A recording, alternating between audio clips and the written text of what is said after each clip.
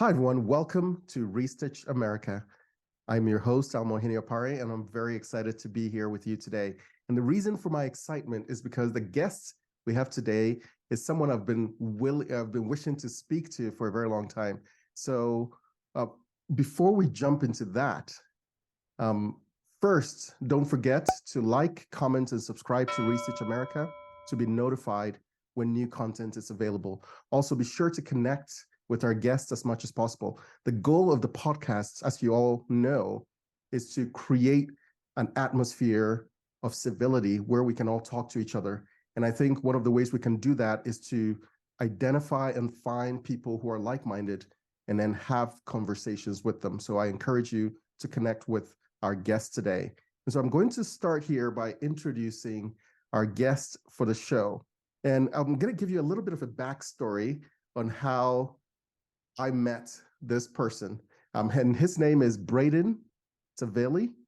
Is that the right pronunciation, Braden? Yeah, that's perfect.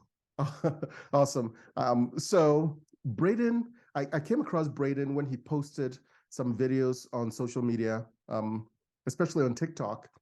And the very first thing I noticed about him was his very measured and articulate approach to speaking to his audience. And he spoke in such a way that, I felt captivated. I wanted to listen to his entire videos. And then I felt like I needed to hear more. And the reason is because he did not attack people and he did not take extreme positions on any topic. He always looked at it from a balanced approach and looked at both sides of the topic. And so I really came to love his delivery and wanted to chat with him. And so through the power of social media, I was able to get in contact with Braden, and today he's here with us, and we're going to learn a little bit from him. But today's show is going to focus on some of the things that are happening in our country today, and especially what happened last week with the arrest of President Trump, former President Trump. And so we'll be talking about that a little bit today. And then we'll delve into kind of the general state of our civilization here in America and in the West, and how potentially we can all play a part in determining what our future looks like. So let's jump in with Braden here, and we're going to start with some icebreaker questions. So Braden, how would your parents describe what you do? And if there are any funny stories, please share it. Perfect. Absolutely. Well, first of all, thank you so much for that introduction. It's too kind. I really look forward to speaking with you, and I'd say the same thing about your approach, and your insight is so valuable in the way that you approach things and speak and articulate and come from a real place of empathy. So it's always wonderful to see, and I'm excited to connect with you. Oh, thank you. I'm blushing right now if you don't see it. Yeah, absolutely. So how did my parents, oh goodness. I think definitely a Renaissance man in a sense. Okay. I left college and I didn't know what I wanted to do because I wanted to do a little bit of everything. And so I switched majors a bunch. I ended up picking one and sticking with it, then wishing I didn't and wanting to do others. And eventually I left and I thought about teaching for a little while. So I went into teaching and started there. And right now, I'm all over the place. I'm working as a commercial photographer. I'm trying to build a design and build studio for woodworking and metalwork. And there's a little bit of everything encompassing that. And then with Blueprint, I wanted more of a mental outlet, and also one that I felt like was implemented in a manner that could see a lot of the things that I'm seeing socially, where people just don't know how to communicate with each other. They don't know where proper information is, and it's so much work to find which news articles are great. Mm-hmm. And you have to go to 6 different ones to piece together the story sometimes. You're like learning new information in one that the other left out. So I think a little bit of everything right now. And the last year I've been kind of working simultaneously on all 3, and I've been a little spread thin, and I'd say they'd say that's pretty typical for me to bite off a little more than I can chew, but somehow manage. So Yeah, that's um, our generation. I recently saw a video of you saying that you were building a chair for Jack Black or something like oh that. yeah, no, that was a joke. I I thought thought that it'd was be a kind good of funny. marketing tactic, but That's cool. So I've seen some of your videos where you're doing carpentry. I've seen some of your Mhm. videos with your photography as well. And so you are kind of just like me. I'm doing so many things. And when people ask me, what are you into? I feel like I'm spread pretty thin as Yeah. well. They say, "What do you do for work?" I know, seriously, I do Complicated. everything, right? I'm even coaching soccer on the side as well.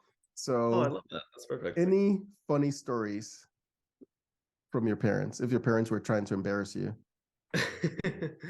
There was one a long time ago when I was younger with my mom. My whole family, from my grandma to my mom to my brother, is musically talented. They're singers, songwriters, and I was maybe 8 years old or so, thinking, oh, this is my path too. That would be so cool. And I sang, and I think I sang "Live Like You Were Dying" by Tim McGraw. I memorized all the lyrics to that song, and we're in the car one day, and I sing for my mom, and she looks at me and she goes, in the most loving and endearing way, because she was so wonderful. She goes, "Braden, it is a good thing you are funny."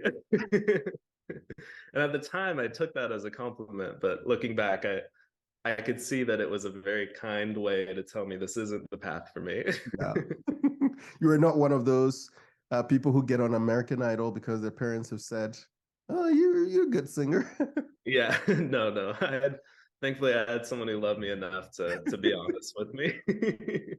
That's cool. All right, to the second question, what is the most important lesson you've learned over your career doing what you do now? Ooh, I think I think it's really, a lot of what I've done, and what I've gotten into, and why I'm here today is because I just said, I want to do that. I don't know how, I've taken a lot of commission work for metalworking and furniture, and there were things at the time that I hadn't done before, but I just said, yeah, I'll figure it out. Um, and I think that's a big part. There's a quote by Epictetus where he says, "If you want to be a writer, write." And you think like, oh, a favorite quote, it's going to be something really complex, really intricate and unique and profound. And it's like, Hmm. it is profound, but it's so simple. And I feel like I've really taken that to heart, and I've failed thousands of times, but through that, I've found little things that have worked. And overall, it's been really awesome to see. So I think that advice is, especially that I've learned just over this last year, is get started on something, Hmm. try it, and then every now and then assess what's working, what doesn't, and adapt. Whatever's working, keep going. And for me, I started working on a couple paths and we're making money initially. So I jumped into photography. The photography was working. So I started to supplement it with that. And now it's kind of all slowly coming together. But I've learned a lot of what doesn't work as well. And it's been helpful to see that and drop what doesn't, keep Hmm. going with what does. Because that's the only way you discover what does. Yeah, and there's a tendency in my life to be so invested in a path that Mm-hmm. even when things are not working, it's hard to let go. And so that's another piece of that puzzle of being able to be willing to let go of the things that are not working and, Yeah, and dedicate your time more to the things that are. absolutely. Yeah, and being honest with yourself in that too. It can I be it know. can be difficult to see. It's kind of like government, right? We start Yeah. new initiatives and we never sunset them because we get so invested in the fact that it has existed for a long time that nobody's willing to change it. Yeah. Yeah. A lot of it's just status quo. It's this idea of it that keeps getting permeated. So absolutely. All right, so let's jump into the discussion for today. And I think you would agree when I say last week and what happened with President Trump was unprecedented in American history, and not only unprecedented, but potentially has set the stage for, something that Americans have never been used to.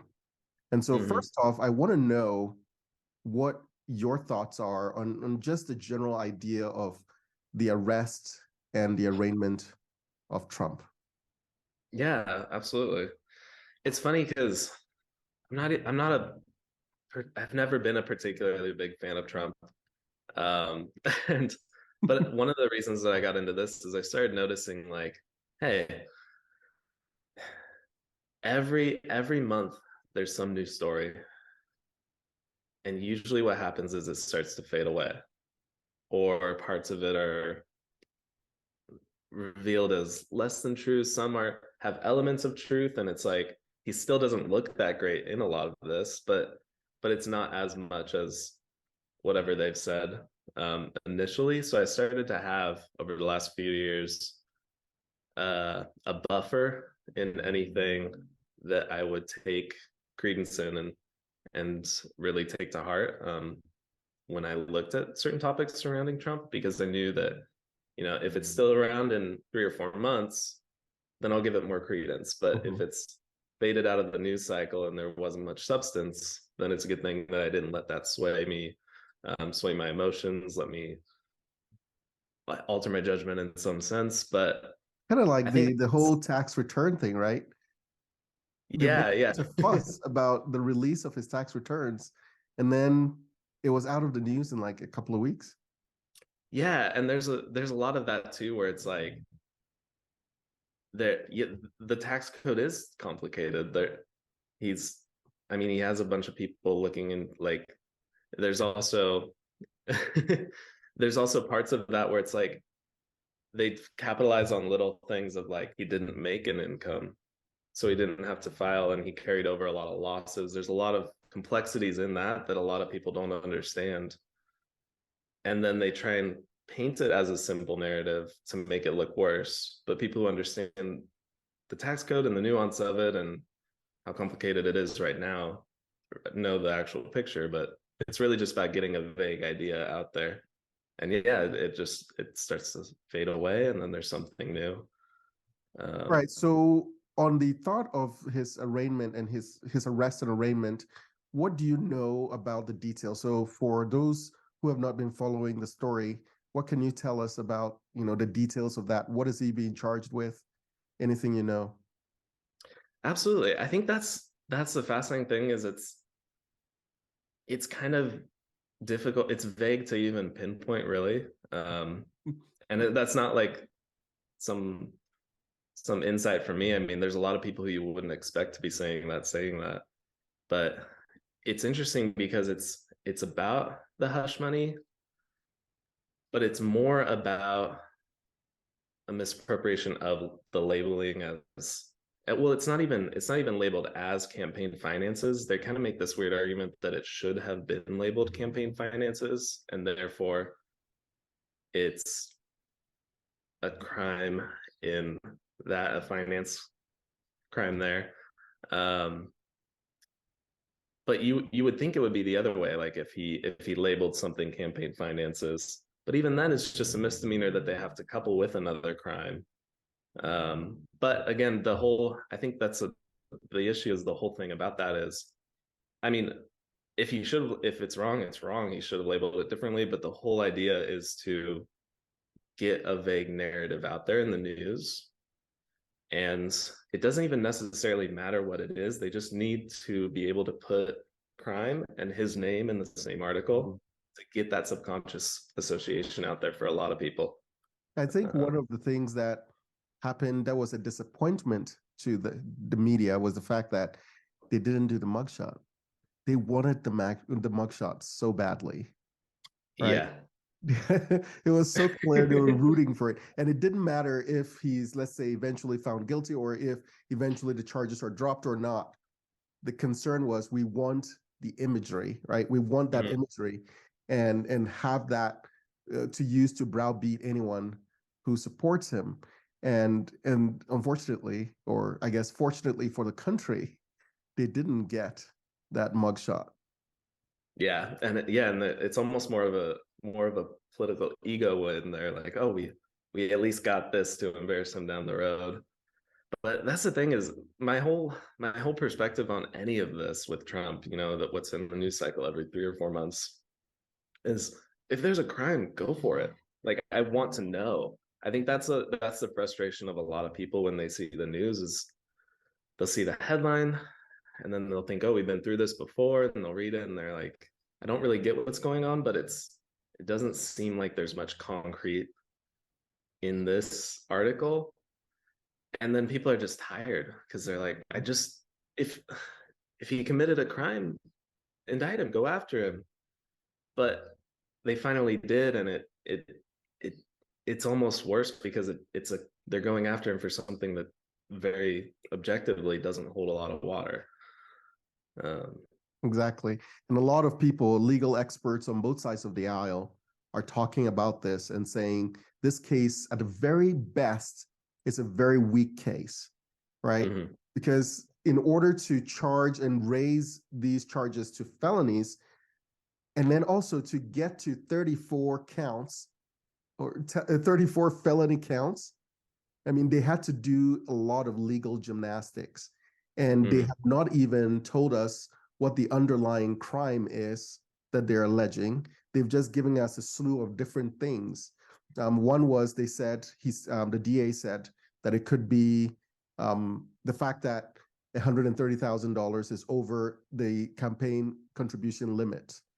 However, before you can even make that claim, you first have to make the claim that it was a campaign contribution, which, the former FEC director is saying this is not a campaign contribution because this is something that people do all the time and it's not brought into existence because of a campaign.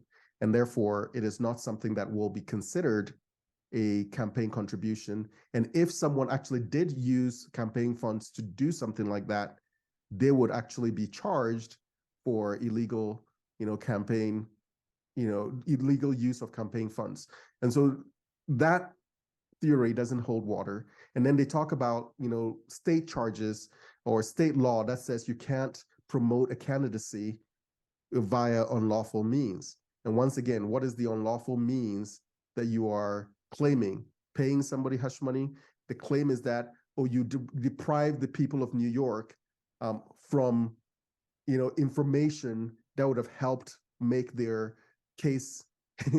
And once again, when you're running for office, there's definitely no obligation on your part to tell people everything about you that they will, whether good or bad, right? That's not the goal. The goal is to push all your good sides and then to, as much as possible, diminish anything that is bad about you. And that's how campaigns work.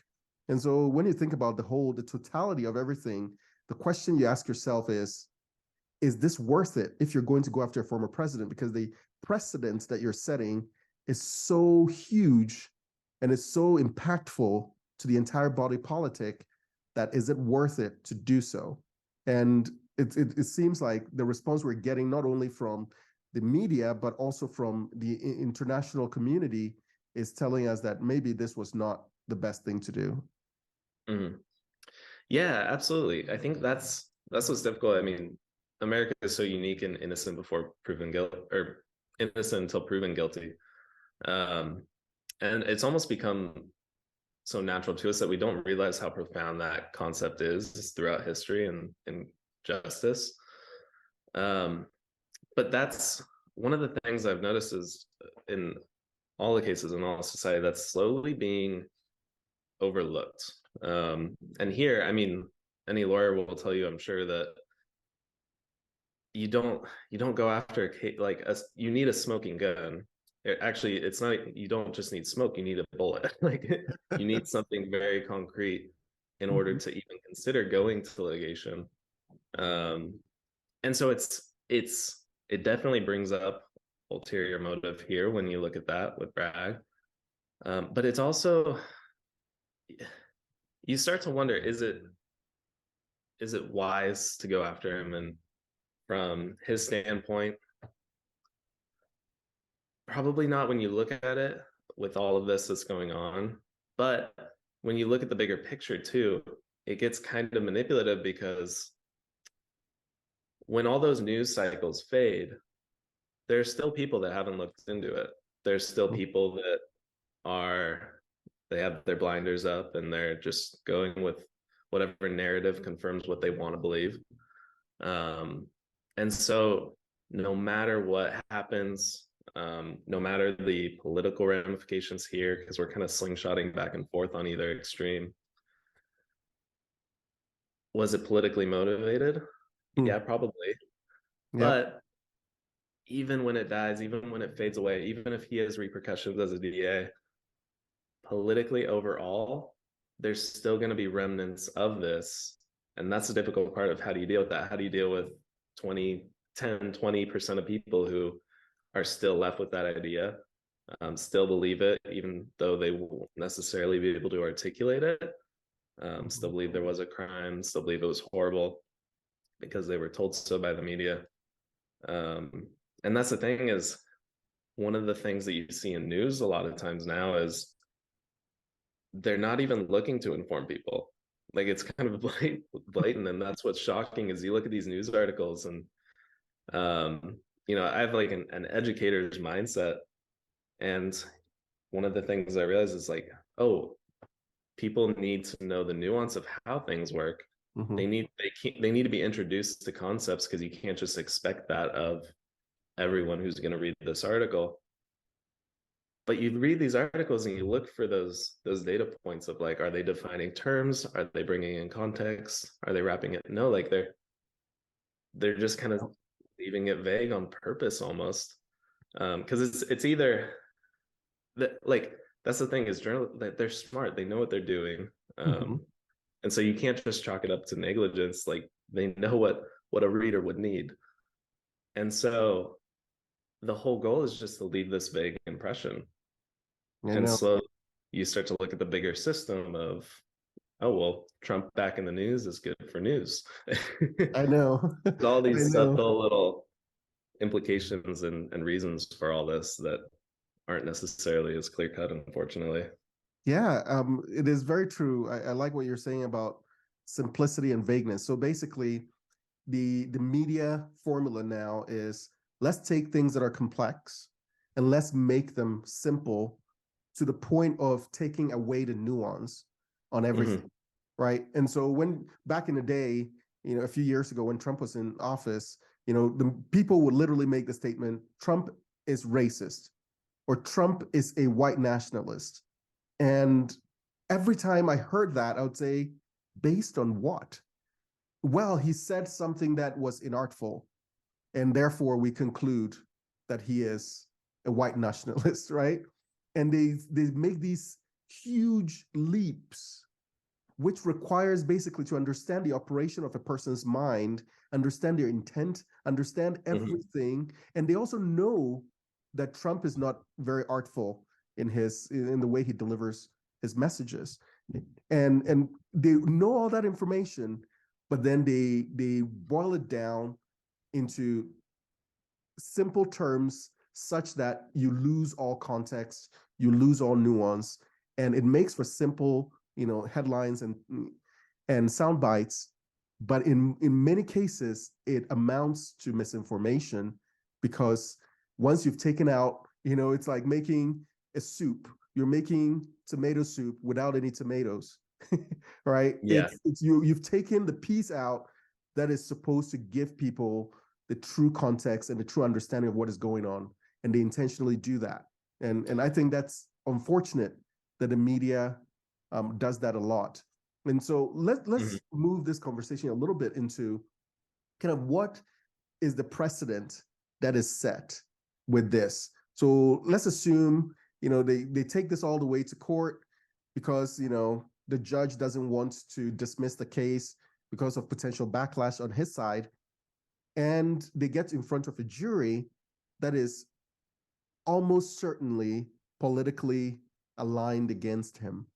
And let's assume that we get to the point where he's convicted of this.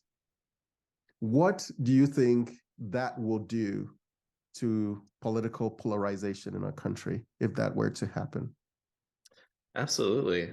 Yeah, I think, and I think you said it so well that in any communication, you need to understand the nuance. People need to understand the intentions going in, and there's so much more than just, oh, these are the facts.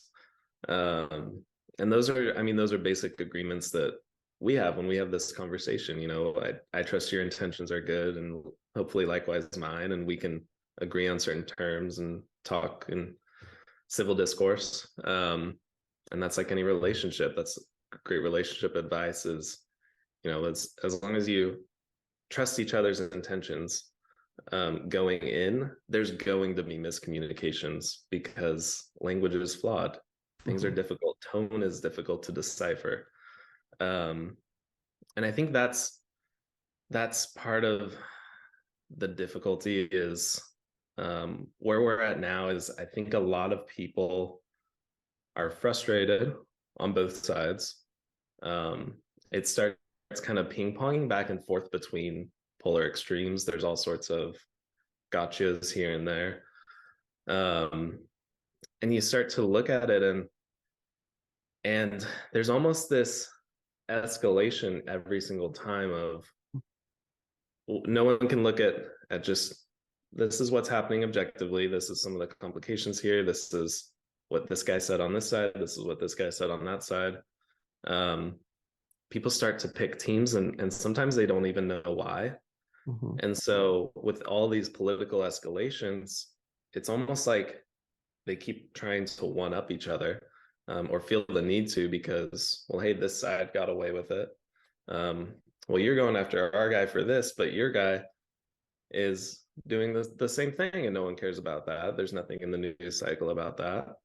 And so it's unfortunate that to feel like people need to compete, it keeps drawing us farther and farther apart.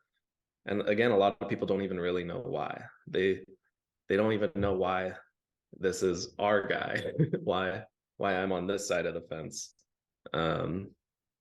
And so I think that's the unfortunate part is it does slowly start to set a precedent of, oh, it's okay to go after people for this. It's okay to, even if there's not necessarily a crime, or we don't clearly know what the crime is yet, we can kind of go in search of a crime. And at least if we get that in the news cycle, you know, our side will win points. Exactly. And that's the unfortunate thing because the only winner there is the news. I know. Corporate news there. And one thing that I've said in the past is the fact that the news depends on our outrage to make money, right? Unfortunately, that's the monetization plan for the news. And so anything that garners the outrage is the thing that sells.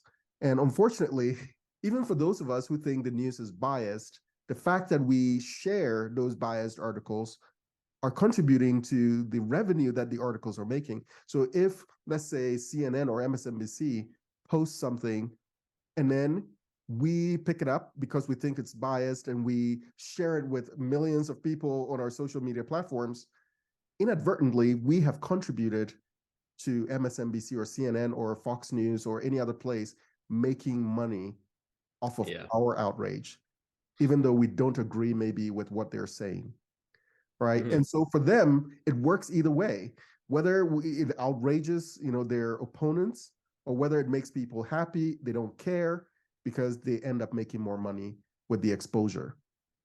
Yeah, absolutely. And I think one of the things that's tough is it's not even necessarily some grand conspiracy of, oh, people get into this and they're trying to manipulate, they're trying to leave out details. One of the things I think I've started to see is that one, it's slowly dying, and so they're in survival mode. Just the model of monetizing that. And so they're constantly trying to get anything out there they can to get clicks, because that's the model that they have and they're unfortunately stuck with. But it's not even necessarily it's not necessarily like malicious. There's not necessarily even so much intent, maybe higher up, but it's more just the way the system is set up as a whole, which is unfortunate because what you have are corporations. They're beholden to their shareholders. And then they hire people who are journalists. But journalists nowadays aren't like they were in the past. Mm-hmm. They're usually just really good writers. But being a good writer doesn't necessarily make you a good educator, a good researcher, well, mostly those two. And so then they hire these people, and those people, I mean, to them, they're just doing a job 8 to 5. They're making a living, and they're covering stories that one, they have not a whole lot of time to cover, because the industry is just looking for them to pump out so many articles. I know. Not necessarily quality ones, because people aren't going to read those ones necessarily in mass. And so really looking at like trying to shift that system is something that's really difficult.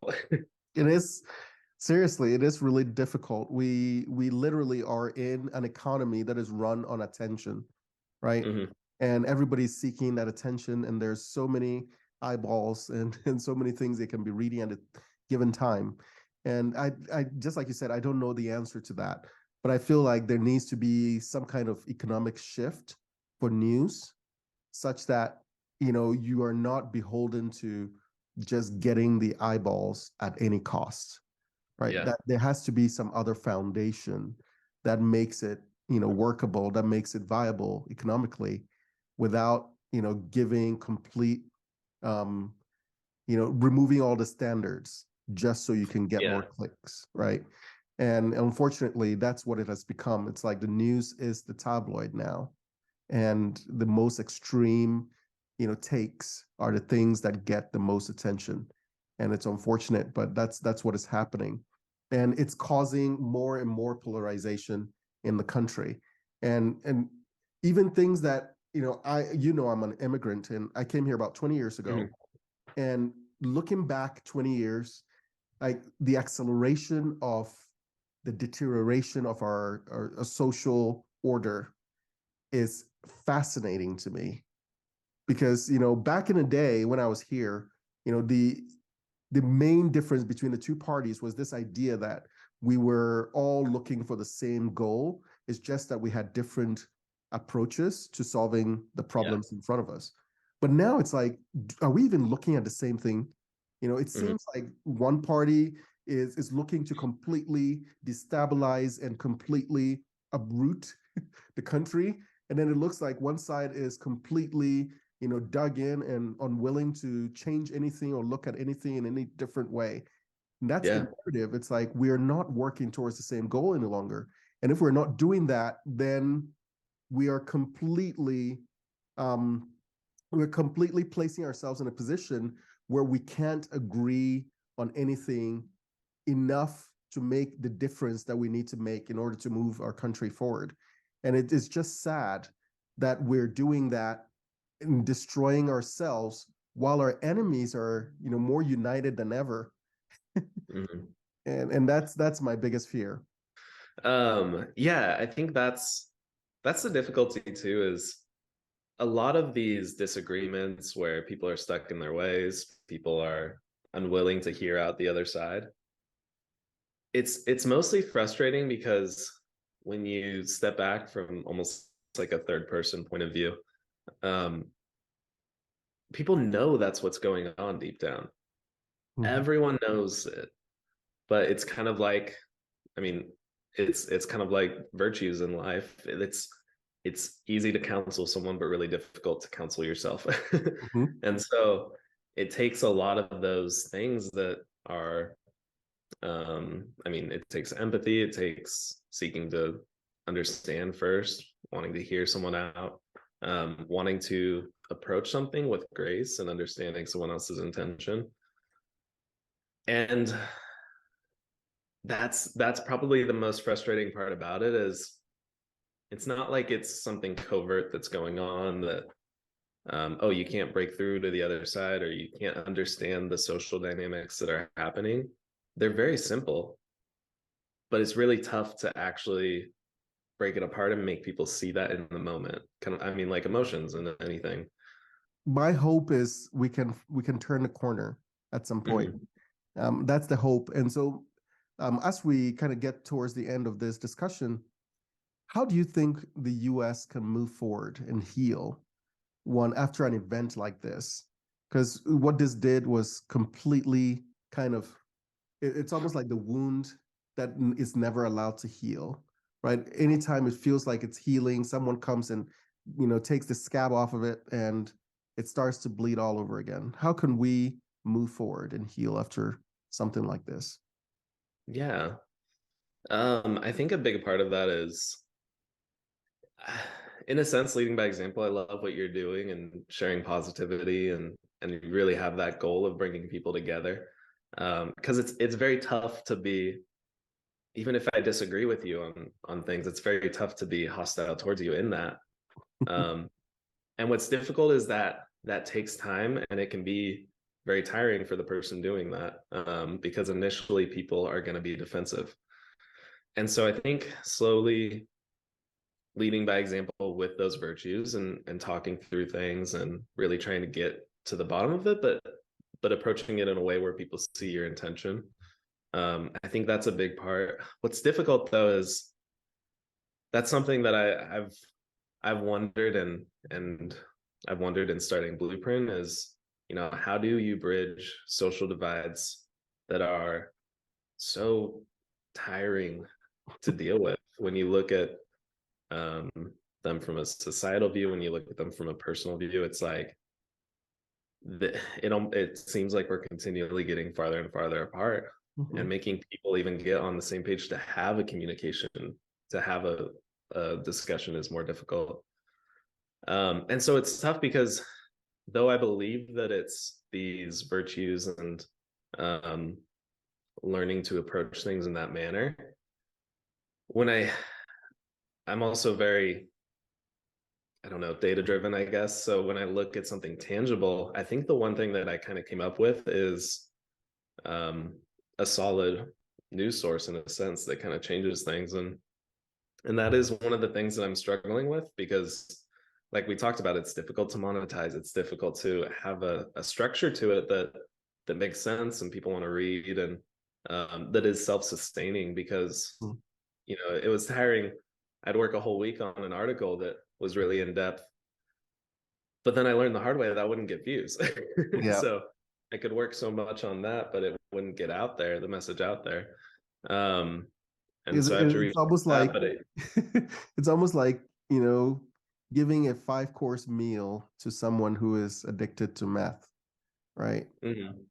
Unfortunately, they don't appreciate the five-course meal because they're addicted to something Yeah, that is quick acting, hits all the spots in terms of their, dopamine fix and so on and so forth. And when you take all your time and you prepare the meal, it's not received in the way that you think, even though it contains all the nutrition that is yeah, necessary for survival.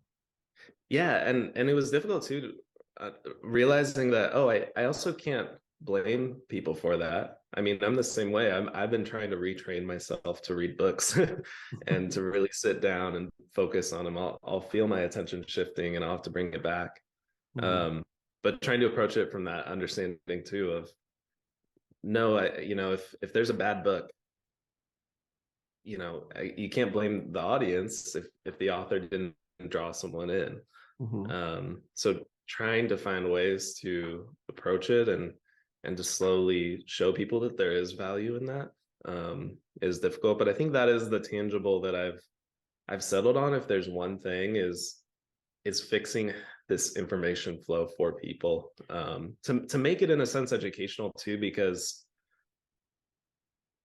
I can give people facts, but I think a really important part is educating people on the context of those and how government works, because a lot of that has been forgone in education Mhm. and everything. So it's tough because I'll believe in these certain things to, that are good to bring people back together. But when I look for something of substance, I do think it is in some sense kind of fixing the news and the climate around it. That is so true. And as we were just talking here, a thought came to my mind. So I am an entrepreneur at heart, and so every now and then ideas just pop into my head. And I Yeah. thought, I loved your analysis of different things when you would post them, that it was just so deep and well thought out. And I always thought, I wish I could research like that, right? I wish I could, figure out how to bring all these pieces together and give that full picture of what is going on a particular issue. And right now, if I go into any news app, I am bombarded with tons and tons of headlines.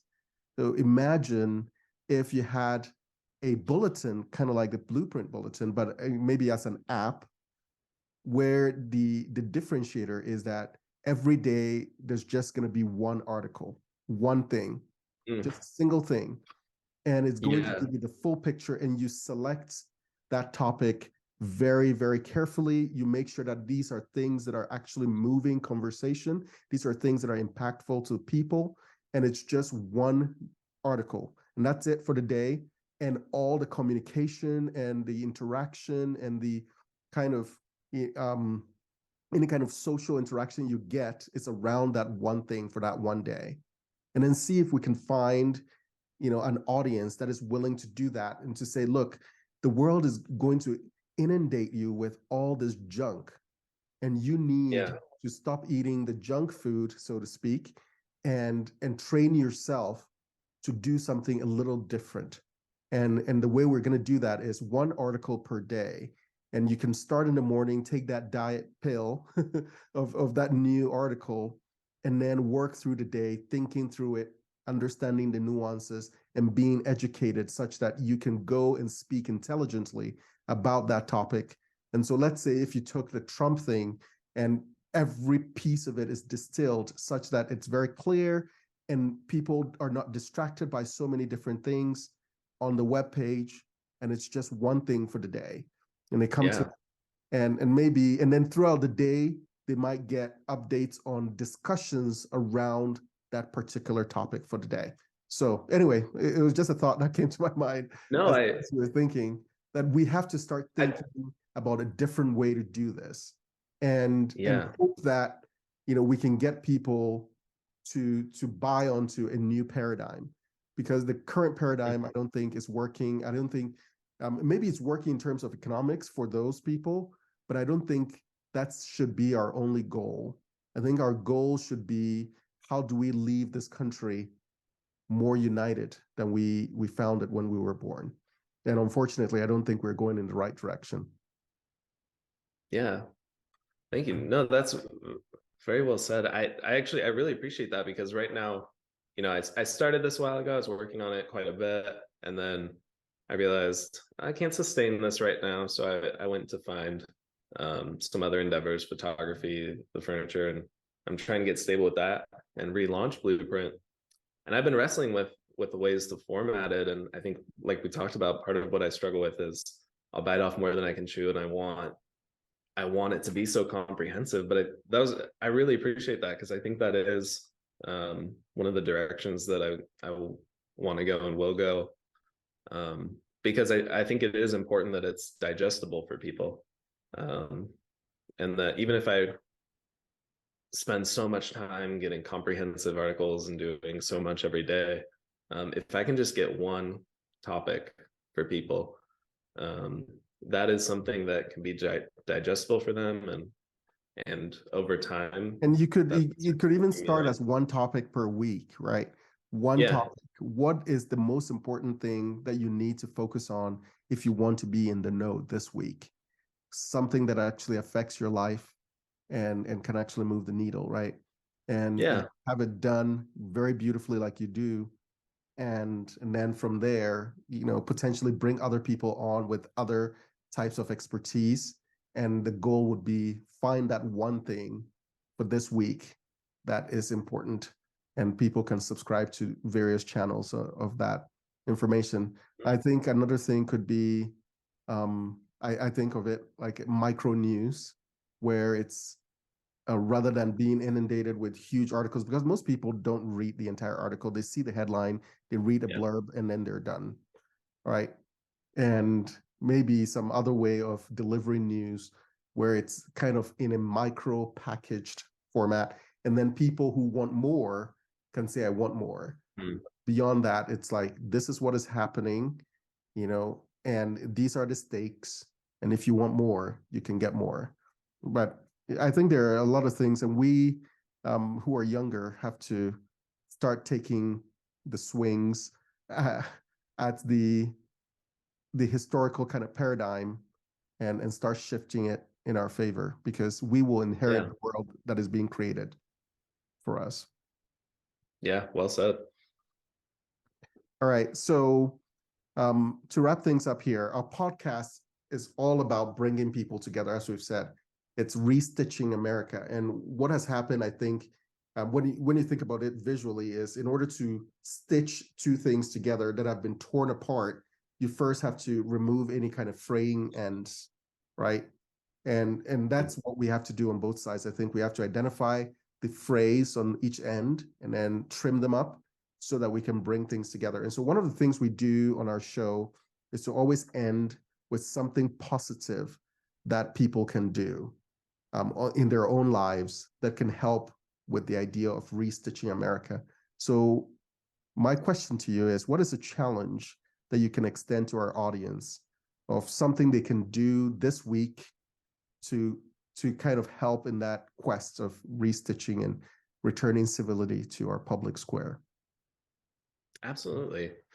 Yeah, I think one of the biggest things, in a sense, would be reading, but also reading things that you're unfamiliar with. I think there's a tendency to look for books that, I'm almost a confirmation bias, in the sense of, I'm familiar with this topic. Oh, this is an author I agree with.